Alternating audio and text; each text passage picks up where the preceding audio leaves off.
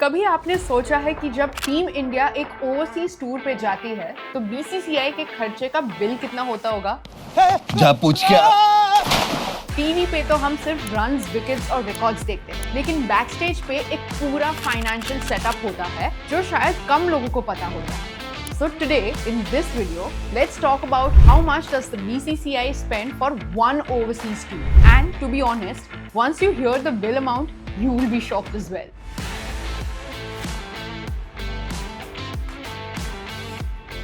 चलिए team India के overseas tour के एक्सपेंस को एक एग्जांपल के साथ समझते हैं। सो लेट्स से रिसेंटली हुए इंडिया टूर ऑफ इंग्लैंड में 30 मेंबर की स्क्वाड ट्रैवल कर रही थी और सबसे पहला कॉस्ट जो हमें पता है वो होता है ट्रैवल कॉस्ट। अब दिल्ली से लंदन की राउंड ट्रिप बिजनेस क्लास की कॉस्ट है ऑलमोस्ट 3.5 लाख रुपीस पर पर्सन और उससे हम अगर 30 से मल्टीप्लाई करें तो सिर्फ फ्लाइट टिकट्स का खर्चा ही ऑलमोस्ट 1 करोड़ हो जाता है। Next is hotel stay.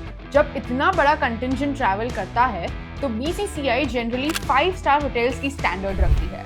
London, Leeds, Birmingham की कोई भी 5 स्टार होटल में सिर्फ एक रूम का पर नाइट कॉस्ट ऑलमोस्ट 20 से 25 हज़ार का होता है। इसी रेट को हम 30 रूम्स और 40 नाइट्स के लिए काउंट करें तो ये अमाउंट लगभग 2 to 2.5 करोड़ तक पहुंच जाता है। मतलब आप समझ सकते हो, प्लेयर्स से लेके सपोर्ट स्टाफ के रहने तक सब कुछ एकदम लग्जूरियस होता है। होटल स्टे के बाद बात करते हैं मील्स, मीटिंग रूम्स और लग्जरी अरेंजमेंट्स की। ये वो हिडन कॉस्ट है जिसका फैंस को कभी पता ही नहीं होता। हर दिन टीम के लिए अलग से अरेंजमेंट्स होते हैं, nutrition based meals, fitness drinks, gym requirements और मीटिंग के लिए conference setups.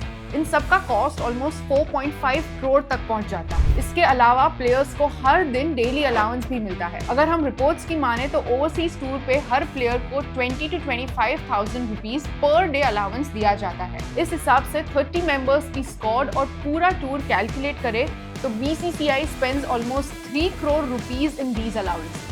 I mean, apart from match fees, in players को अच्छा खासा डेली अलाउंस भी मिलता है। अगली कॉस्ट है वीजा, ट्रांसपोर्ट और सिक्योरिटी की, which is approximately 1.5 crore rupees. Apart from this, all the 30 members on the tour are also insured before these overseas tours. Her player के लिए एक टूर इंश्योरेंस कवर लगभग 12.5 lakhs का होता है। अगर 30 मेंबर्स कैलकुलेट करें तो 4 करोड़ सिर्फ इंश्योरेंस कॉस्ट होती है। दिस इंक्लूड्स मेडिकल इमरजेंसीज और इंजरीज ड्यूरिंग द टूर और इवन एयर एक्सीडेंट कवरेज। अब अभी तक हमने सिर्फ टीम और प्लेयर्स की बात की, लेकिन इन सारे खर्चे में एक और हिडन लेयर है, परमिशंस एंड अप्रूवल्स। जब इंडिया किसी कंट्री में टूर करती है तो होस्ट बोर्ड जैसे इंग्लैंड में ईसीबी इंडिया पे अलग अलग चार्जेस लगाती है। Venue guarantees, security arrangements, legal MoUs और इवन इवेंट कॉस्ट, इन सब की प्रोसेसिंग फी बीसीसीआई पे करती है। और अगर कभी पेमेंट डिस्प्यूट या डिले हो जाए